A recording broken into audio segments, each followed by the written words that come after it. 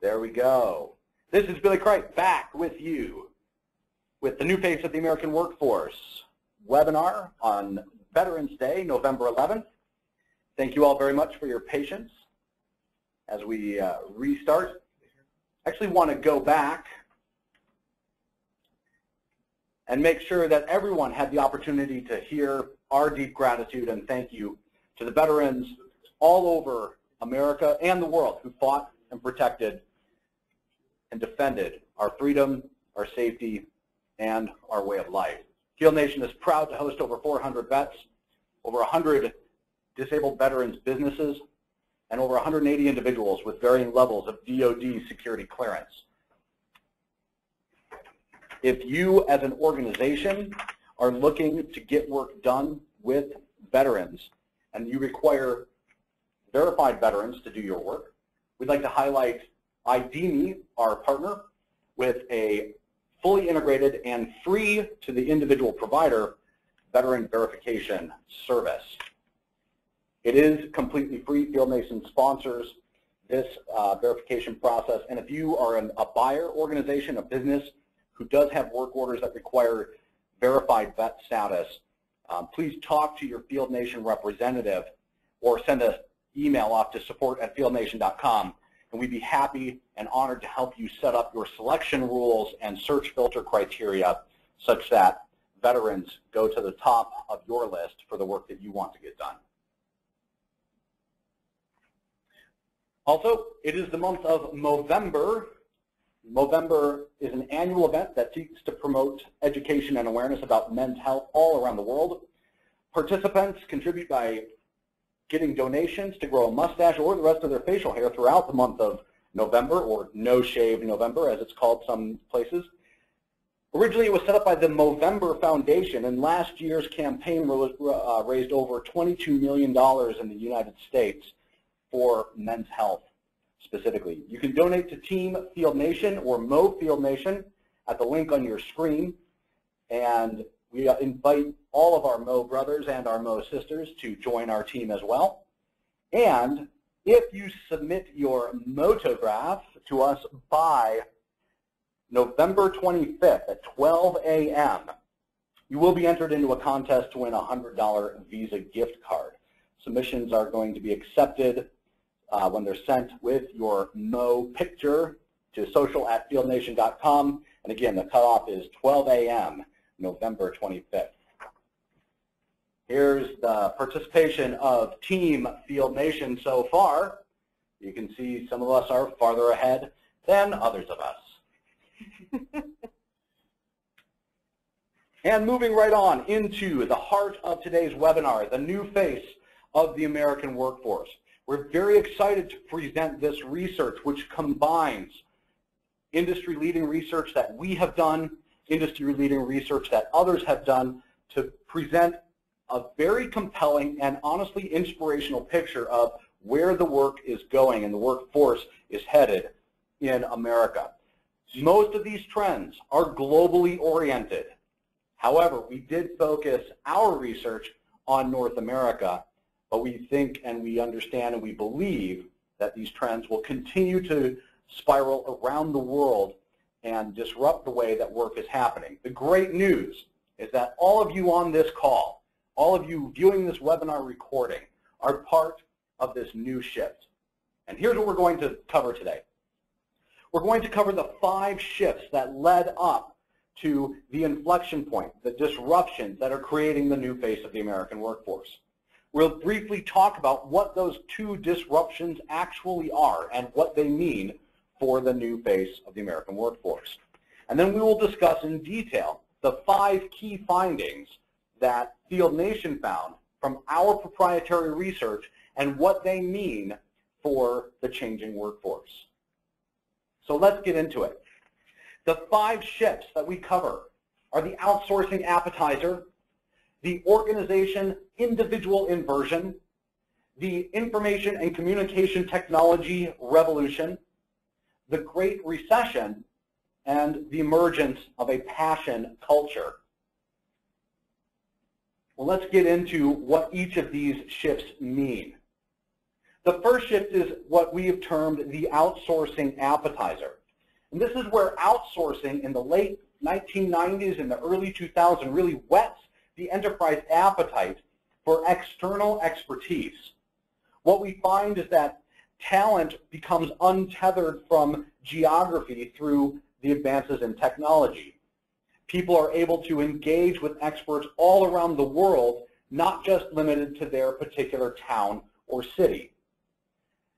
What we also understand is that through evolutions in other parts of the enterprise sector, specifically in supply chain, advances in just-in-time delivery, just-in-time supply chain management, started to percolate out through other parts of the enterprise. This also percolated into outsourcing capability, other locations where goods and services were available. And the focus, as you can see in that third bullet point there for enterprises, shifts to program and process management rather than specific executional delivery. What happens with especially large organizations is that they create new PMOs, or program management offices, in-house. And these offices, these sub-organizations, recreate and re-engineer the business processes that businesses relied on to actually get work done. What that means is they re-engineered how tasks were parceled out, how different people were brought onto projects at different times in a particular phase, where goods and services were produced and how they were shipped and delivered to depots and holding places and ultimately assembly lines and then finally retail stores or their customers' houses and places of business. What we also saw with this first shift is that through outsourcing, businesses got their appetites filled at a much lower cost. Lower overhead by exploiting economic differences led to lower operational costs, especially when issues like quality were not taken into account. The ability and availability of external or outsourced expertise offloaded some of that internal overhead. So businesses started to focus on what they were uniquely good at, what they were specifically oriented towards. And this is where you can see the inceptions of the lean economy, the lean business, and the agile organization. Next, we move on to the second shift, the organizational individual inversion. And really what this is the switching of places of the specific individual expert with the organization who had, prior to this inversion, been known for expertise in a particular area. As you can see in the tagline on your slide, the enterprise expertise is eroded by actual individual experts. As organizations, and you can see through this flowchart, as organizations seek increasingly specialized solutions, those specialized solutions require deeper and deeper insight. That insight takes time to develop. So even though I may go with a specific company, at the end of the day, I'm getting 1 or 2 or 3 people from that company coming to my place of business and learning my solutions or my specific business problems, and they are solving my need. The second time I have a problem, I don't want to pay for another set of individuals, even from that same company, to come and relearn my business processes. I want access to those people who have already learned what my organization is all about. Well, again, with the advances of technology and the availability of what we've termed elastic expertise, those individuals become available, first through these proxy organizations, and increasingly, as you'll see through the rest of this presentation, through the freelancing and independent contracting setup. That third shift is really revolving around the evolution of information and communication technology. The collaboration and communications technology that had its inception in social media, that had its inception in enterprise collaboration and content management software, enterprise portals, secure portals, and content sharing and knowledge management systems all start to combine, again in the early 2000s to mid 2000s, to create the social, mobile, and local revolutions. The social revolution powered individual expertise and the location of that individual expertise. The mobile revolution powered the ability to tap into and to access that expertise anywhere you or it may be. And the local revolution brought focus back onto the local arena, right where I'm at, brought focus back to geography and powered that rapid consummation, or rapid completion of the task at hand. What we see with last mile execution is that while offshore technology or outsourcing technology that was irrespective of physical delivery, while that worked well, it really broke down when it came to physical or on-site delivery. Offshoring and outsourcing can make a lot of economic sense when deliverables are electronic, things like copywriting or code or marketing work. It is much more difficult when the deliverables are physical implementations, rollouts, maintenance, when we need to put a human being in front of other human beings and in front of hardware, in front of software configurations that are located in a cage in a data center somewhere that is restricted access. What this really ran and what this really drove is a rediscovery of the human element at that point of delivery. And it put a renewed focus, a renewed energy around the capabilities that are available in my backyard rather than the capabilities that are available overseas. The fourth shift. Any research would be remiss if we didn't talk about the Great Recession. There is a perfect storm of trends and of popular awareness that grew, that really spurred national discussions, especially here in America, around the freelance economy. Things like marketplaces started to become part of the popular parlance with discussions and debates and subsequent court cases around the Affordable Care Act.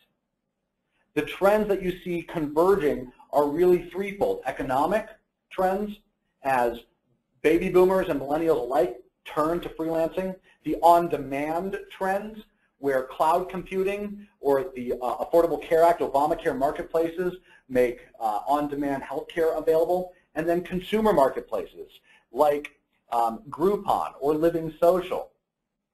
And then you see disengagement spike as well, as dissatisfaction with traditional W-2 employment growth. As companies feel the squeeze from the Great Recession, they seek to get more productivity out of employees, benefits are cut, pay increases are slowed or cut altogether, and it creates this perfect storm. What you can see in the graph on your screen is a percentage of part-time employment of ages 25 through 54 of all employed workers. And the gray bar on the right-hand side of that graph, the thick gray bar, that's the Great Recession. And so you can see before the Great Recession, part-time employment was hovering around 1.5% of all employed individuals. Then there's a giant spike, orders of magnitude larger after the Great Recession. And even though it's been trending down, which from an economic standpoint we're glad of, what that really shows is that people started to go into and to seek part-time and freelance employment simply in order to make ends meet. Shorter-term projects also saw an acceleration. As enterprises cut back budgets for large capital expenditures, even large projects started to go into operational budgets. That means shorter-term projects, lean projects, agile projects, and program management organizations adopted this project management methodology whole hog. The fifth shift that we see driving the new face of the American workforce is the emergence of what we call the passion culture. The concept of doing what you love becomes intrinsic to what is motivating people and what is promoted out in the rest of especially American culture.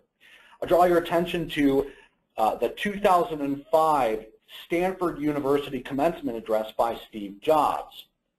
In that address, he said, quote, "You've got to find what you love, and that is as true for your work as it is for your lovers. Your work is going to fill a large part of your life, and the only way to be truly satisfied is to do what you believe is great work. And the only way to do great work is to love what you do. If you haven't found it yet, keep looking. Don't settle. As with all matters of the heart, you'll know when you find it. And like any great relationship, it just gets better and better as the years roll on. So keep looking until you find it. Don't settle." That was a quote from Steve Jobs during his Stanford University commencement address in 2005. Remember that if your day job was part of your identity or as a whole large portion of your identity, you want to love who you are. It blurs the borders with the advances in technology, especially mobile technology, between work and life. Those borders become blurry. The borders start to break down. And expectations start to shift as well. I'm sure all of you on this session, as well as those of us in this room, can all relate to that. Concurrently with these trends, we have the conspicuous success of the Silicon Valley and East Coast startups. That conspicuous success revolves around organizations like those aforementioned, the social media organizations, the marketplaces, the picture of the successful entrepreneur who is wearing jeans and a hoodie but doing something that is radically shaking the world. The concept here is that ideas are imbued with a new potential energy that is consummated and activated by venture capitalists, by Kickstarter campaigns, by crowdfunding. Ideas become the new motivation, and they soak up capital that's fleeing the traditional businesses and enterprises that were suffering, especially during that Great Recession. So altogether, those 5 shifts combined to create these 2 fundamental disruptions. The first disruption that we'll talk about is the disengagement disruption.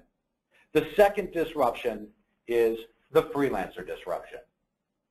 So with the background of those 5 shifts, we now turn to the 2 disruptions. The disengagement disruption really centers around the way that full-time traditional W-2 employees feel about their work. Now, the Gallup organization has been doing employee engagement studies and surveys for years. In 2013, in their State of the Global Workplace report, this is global, they found that only 13% of traditional full-time workers around the world were engaged in their jobs. That means 4 out of 5 workers were disengaged at work. In the U.S., the results were little better. In America, 70% of traditional full-time workers are disengaged or actively disengaged, 2 separate classifications that Gallup finds, according to Gallup's State of the American Workplace study. And this disengagement really goes beyond boredom in the boardroom or nodding off in a cubicle. Gallup's estimates are that employee disengagement costs the U.S. economy between $450 billion and $500 billion in lost productivity. And that cost is truly staggering. But the rationale for the disengagement dilemma is sound. The dissatisfaction grows among the traditional W-2 employees because of those 5 shifts we talked about earlier. Companies put the squeeze on them. They realize they're not passionate about their day jobs.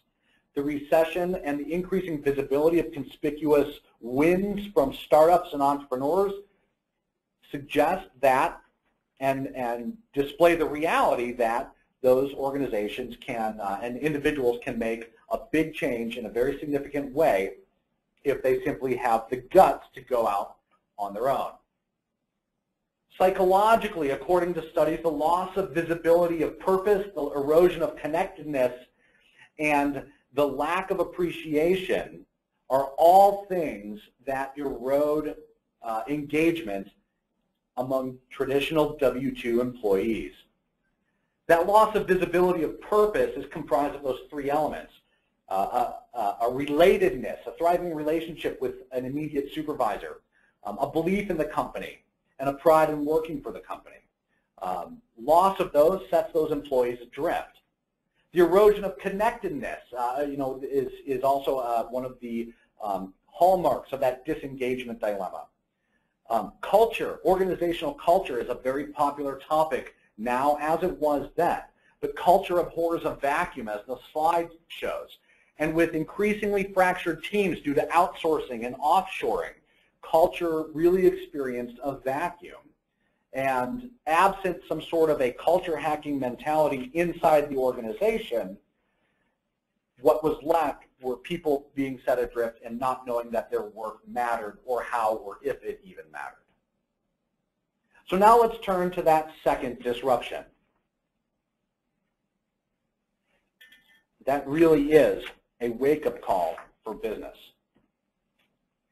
The second disruption is the freelancer disruption.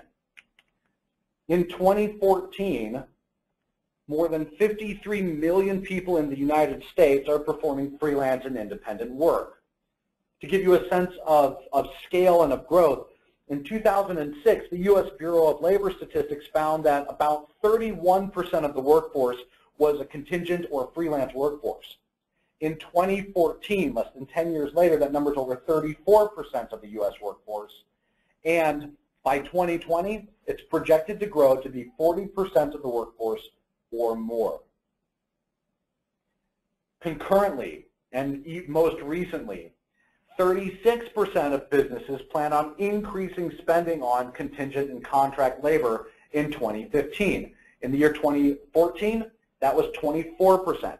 We're seeing massive shifts in planning for contingent work.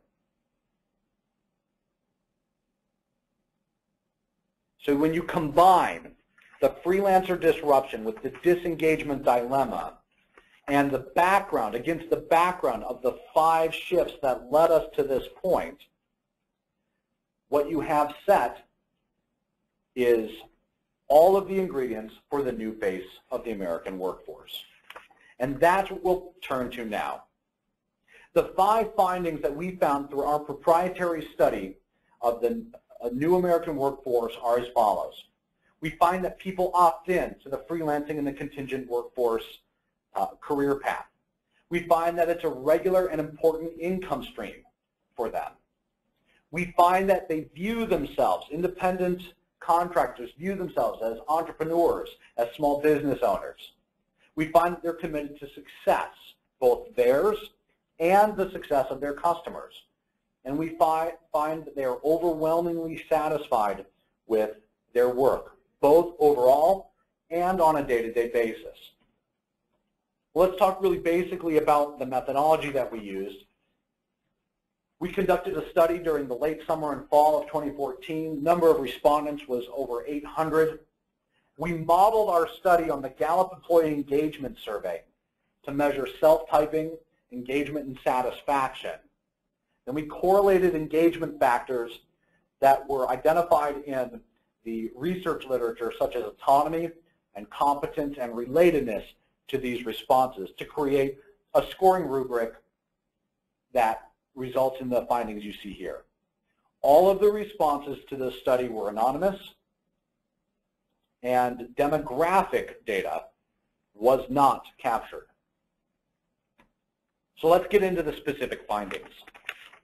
Finding 1 was that freelancers and independents chose that lifestyle. The overwhelming majority of independent contractors started contracting and continue to do so, not because of external forces, but because of their own autonomous choices. We asked specifically, were you forced into this lifestyle, or did you opt into it? And 88% of the respondents said that they opted in or selected this lifestyle and this career path to better express and experience their talents and capabilities and vision. Some people, especially because of the shifts that we talked about at the beginning of this presentation, did indeed feel forced in. But what we find is that after they experience the freelancing and independent contracting lifestyle, they stay with it. They choose and embrace it and co-opt that lifestyle and that career path for their own. The second finding is that freelancing provides an important and regular income stream. And here we measured two specific factors, the outer ring and the inner ring. The outer ring on the chart that you see measures the number of respondents who said that contracting and freelancing provides regular, steady income for them and their families or their dependents. The inner ring, 73% of those responding said that contracting and freelancing is not only regular income, but is also their primary income stream. This means that they are making a living doing freelancing and contracting and only freelancing and contracting.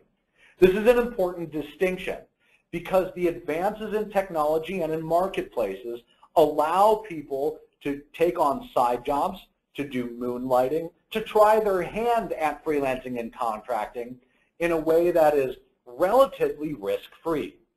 Additionally, employers, whether they're traditional full-time employers or part-time employers, are encouraging, allowing, and even facilitating in some cases employees to also engage in freelance activity. In many cases, enterprises are finding that by allowing their employees to freelance and engage in side jobs, those employers are able to not only provide an environment that allows the employees to find their passion and to engage with their passion, but they can also start to, from a buyer standpoint, offload some of their bench time and their overhead by facilitating employee contracting, for which they become a part or party of that contract. The signals there is that that requires and evidences strong competence on the part of the freelancer, the provider, and strong engagement by them in their activities. Elsewise, freelancing and contracting would not be able to be a regular or steady or primary income stream. Our third finding is that independents and freelancers see themselves overwhelmingly as entrepreneurs. This was a very important question for us in our study. How do you see yourself? When people ask you what you do, how do you describe yourself? The majority of people describe themselves or see themselves as entrepreneurs and small business owners, 52%. 45%, a very strong minority, see themselves and describe themselves as independent contractors. This evidences this strong rise in acceptance and even promotion of independent contracting as a viable and honorary career path, whereas in the 80s and early 1990s, it did not enjoy that sort of perception out in the marketplace. The exception here, only 3% viewed themselves and considered themselves temporary or stopgap help. Again, the signals here are very important for engagement. The signals are about strong competence. If I see myself as an entrepreneur, as a small business owner, that presupposes and relies upon a belief in myself as a person who can create and build up and run a small business, whether it's just me and a van and a tool bag, or whether it's me and 5 other or 10 other employees. Even those who see themselves simply as independent contractors have a strong sense of autonomy. Again, combined with seeing themselves as independent contractors plus independent contracting being regular and primary income and opting into this structure presupposes and relies upon a rugged autonomy that is available to the independent contractors to keep them going and to keep them getting up and doing what they love each and every day. And in fact, it actually is something that they love. Our fourth finding was about independents' commitment to success. We asked them specifically 2 separate questions, the respondents to this study, about how committed are they to the success of their own business. That's the inner ring. 90% plus committed to the success of their business. And how many were committed to the success of their customer's business? We're not talking simply about the success of a particular project or work order or contract job. We're talking about a bigger vision of a commitment to the success of the customers the independent contractor and freelancer is working for. Again, very strong success ratio there, and strong relatedness is the signal. The success focus of the customers and the self for the independent contractors relies upon the ability to relate to one's own business as well as to the business requirements of the organization.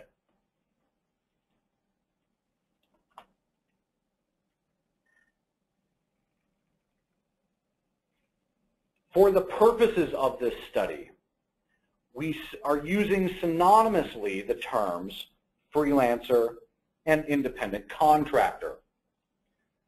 When we talk about small businesses, that's where the lines start to blur between the single independent and the small business who may have several employees who can perform the role of both an independent contractor taking down jobs and performing work for others, as well as a buyer or an enterprise organization who is searching for that local talent and capability. In both cases,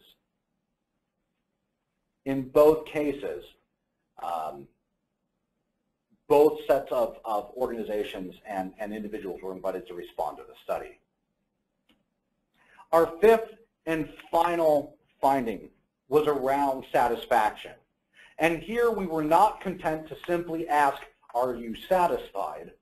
But rather, how do you feel about what you do on a day-to-day basis? And then again, later in the study, how do you feel about your choice as an independent contractor, as a freelancer, overall? How do you feel about that as a career choice? Overwhelmingly, we were blown away by the number of respondents, 97%, who said that they were satisfied on a day-to-day basis. And then that inner ring that you can see on the chart in front of you, 95% said that they were satisfied with their overall career choice. And I'll draw your attention to that outer ring. 97% said that they were satisfied on a day-to-day basis as an independent contractor or freelancer. And of those people, we were amazed to see that 63% of those respondents actually said, I love what I do. Of course, we were very excited to hear that. But what it shows is that the passion culture is alive and well in the freelance and independent contractor community. What it also relies upon, it gives a strong signal of engagement.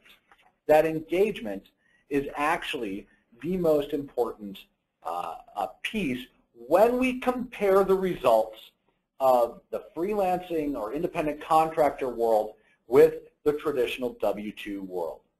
Remember when we talked about the disruptions, the disengagement dilemma that we talked about earlier. Gallup found that in America, 30% of people were engaged. In our study, Gallup found 30% of traditional W-2 employees were engaged, only 30%. In our study, we found that well over 95% of people were engaged and 97% satisfied and engaged on that day-to-day basis. It is night and day when you talk about the independent workforce versus the traditional W-2 workforce. And the conclusions that we derive from this is that your best employee, if you are a business, may not actually work for you. Your best employee may actually work for him or for herself and be doing work on your behalf. Conversely, we found that the best place to work, the best business to work for, isn't something out in Silicon Valley, and it's not some giant organization on Wall Street or in the Midwest. In all likelihood, the best organization to work for is your own. When we see and we map our findings against engagement signals, opt-in freelancing presupposes or signals autonomy.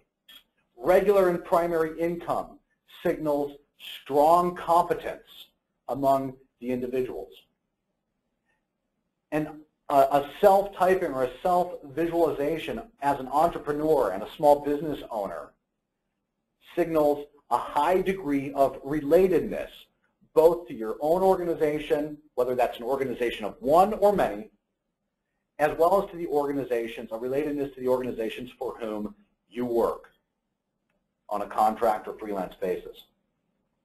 The commitment to success signals a strong competence. Again, if you are not able to do what you do, you will not be successful. A strong commitment to success presupposes that that success happens, that you have what it takes to be successful. That presupposes a competence. You know what you do and you can do it, and therefore you are committed to doing that on behalf of your contract employers.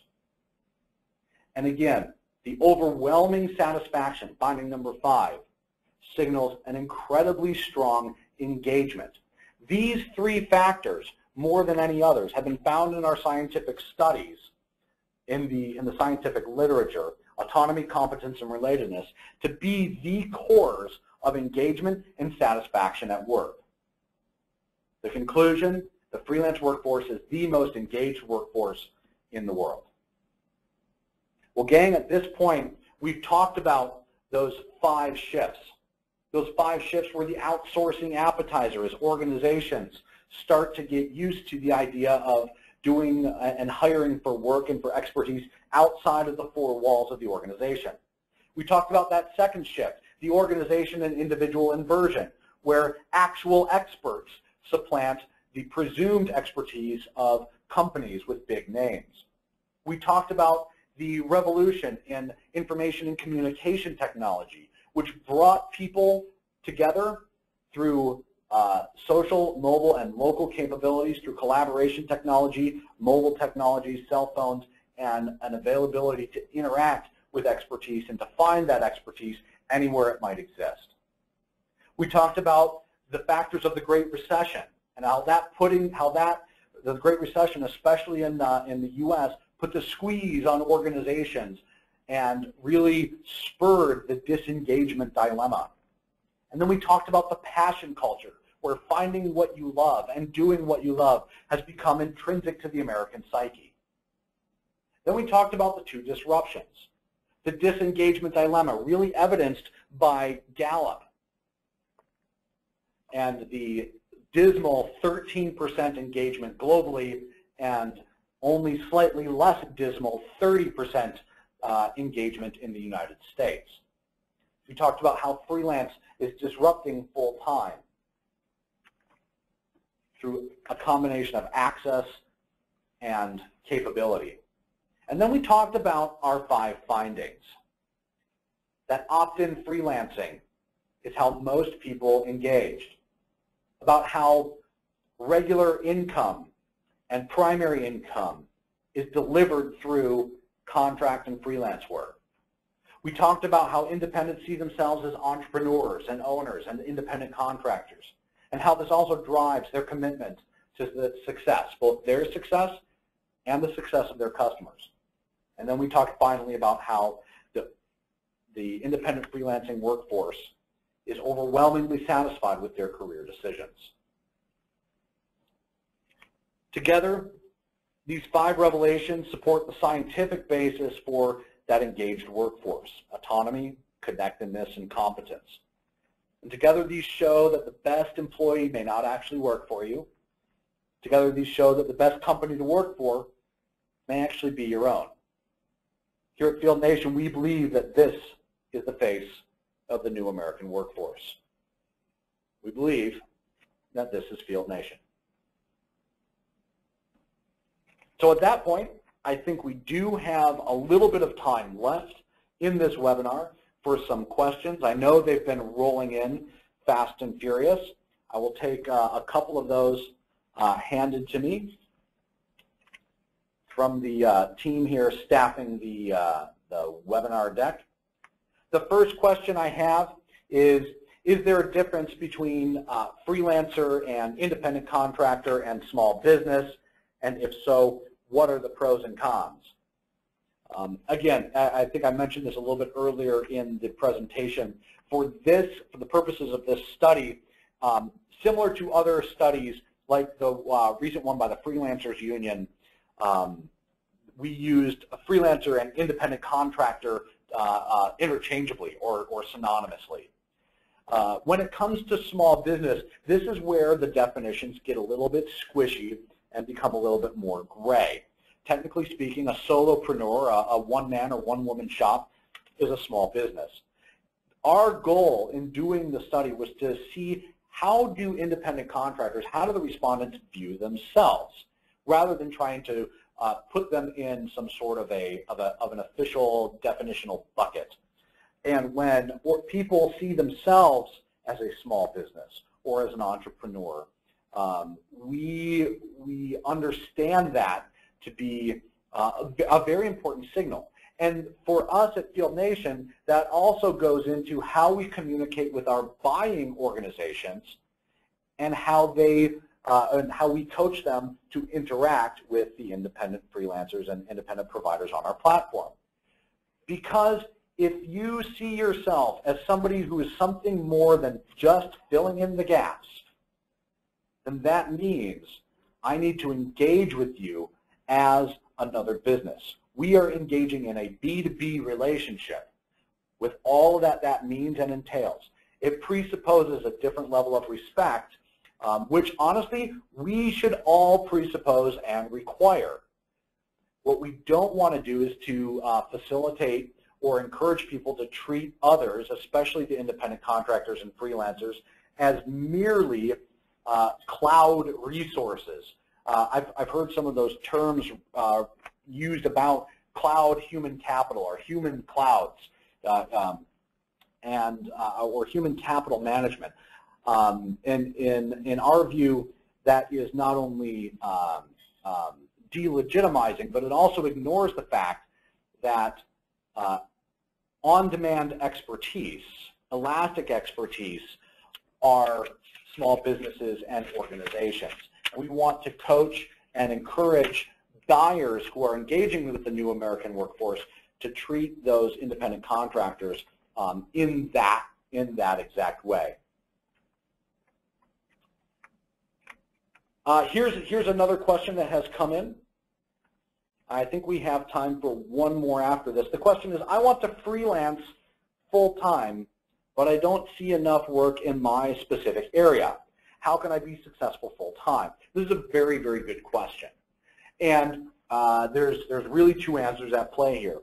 First is that we are just starting to see the upswing and the uptake of the usage and the engagement of this new American or IT freelance workforce, specifically in the IT areas, which is really leading the way.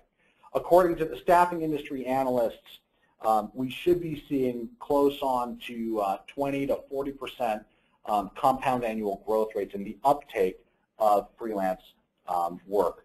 If you'll remember the slide that I showed back in the freelancer disruption, what that displayed was that companies are starting to get visibility and get an idea that the freelance and contract workforce is more engaged and is delivering higher quality products and is worth engaging in a more intentional way. Remember, a Tech Systems survey found that, I believe it was 24% of businesses planned on spending in 2014, whereas 36% of the businesses, those same surveyed businesses, planned on increasing their spending in 2015. That is a massive jump in spend planning, and you can see it's still at 36% for 2015. So if you look at the growth curve, we're just at the bottom of it, I believe, and I believe that will continue to tick up. So that the first answer is, I don't see enough, is have some patience. It is increasing, at least when we look nationally. Second is, while you are local, the person who asked this question, while you are local in your particular area, realize that with the power of platforms like Field Nation, jobs marketplaces, you can engage other talented experts in other locations where you may be able to do work. So if you are in Dallas, you may be able to engage people in Oklahoma City or St. Louis, Missouri, or Chicago, or New York or Boston. If you are able to win the business in those locations, you win the business there, and then you source local expertise in those areas. That's part of the power of Field Nation. You train and teach the individuals in those areas how you do business. What is your unique capability? What is the unique spin that you bring to customer service or delivery or deployment?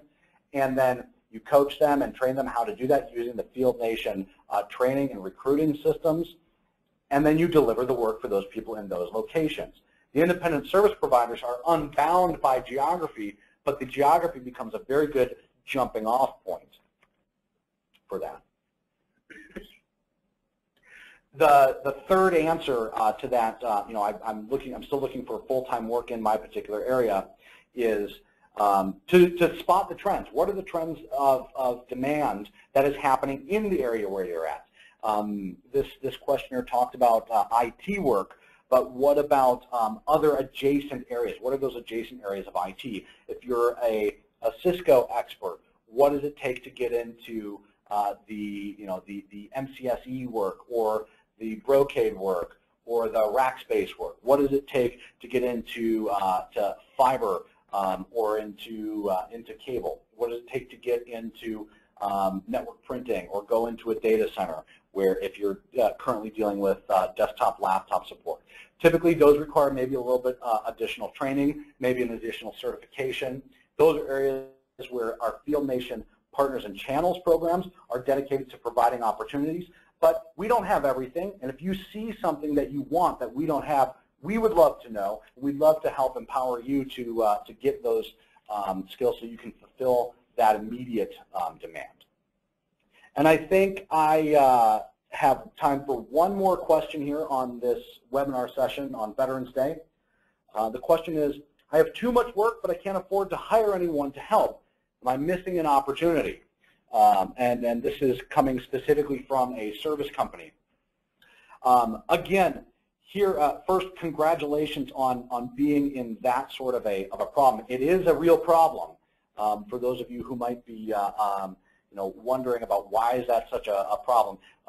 But dealing with excessive demand is a great problem to have, but it's still a challenge. And it's that idea of I can't afford to hire anyone full-time to help, where the freelancing platforms like Field Nation can actually help. The ability to source on-demand expertise and talent to do business with you in your way, to be trained up for on-demand work that you may have, will help you as an organization meet the demands of the current work, honestly, without loading the overhead of engaging a full-time employee. That is part of this shift to contracting. It started with outsourcing and offshoring, and now it's morphed into local contracting. What we say at Field Nation is we don't want any service organization or small business to ever say no to one of their customers. Internally, we call it never say no. The idea with never say no is that you already have the trust and the relationships with your clients who are asking you for your help, for your expertise. They know you know how to do the work, or that you can find out how to solve their problems, and they want you to do it. But the realities are that all of us still only have 24 hours in a day, and many of us have families and other lives that are part of our own personal passion culture. We want to do those activities.